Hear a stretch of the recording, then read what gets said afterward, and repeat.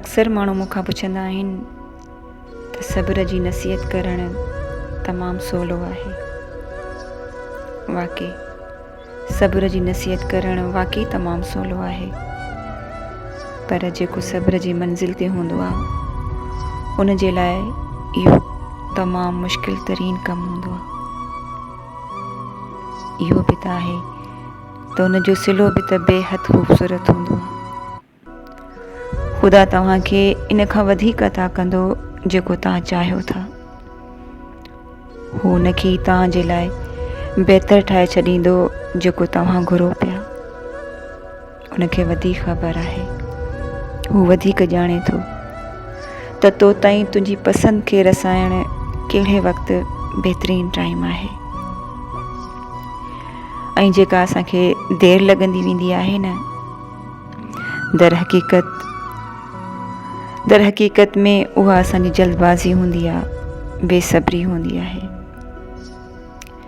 हींअर न सही, पर तुंहिंजी दुआउनि जो जवाबु ज़रूरु ईंदो, तोखे ख़ाली न मोटायो वेंदो।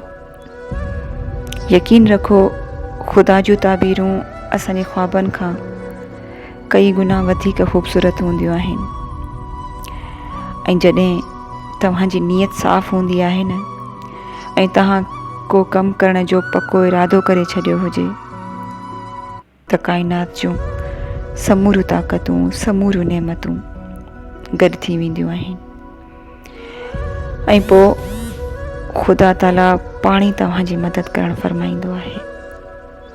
पोइ इहो न ॾिसो त तव्हांजे वस में छा आहे छा न आहे, बल्कि इहो ॾिसो जंहिंखां तव्हां घुरी रहिया आहियो उहो छा छा न करे सघे थो। जंहिं इहो ज़ख़्म ॾिनो आहे उहो ई मरहम बि लॻाईंदो। बाक़ी एतिरो यकीन आहे त ख़ुदा पाक खां मदद घुरण वारे खे ख़ुदा पाक कॾहिं बि बेयारो मददगार नाहे छॾींदो। मुंहिंजो यकीन पंहिंजो पाण खां टोड़े ख़ुदा पाक पंहिंजी ज़ात खां करणु सेखारियो आहे।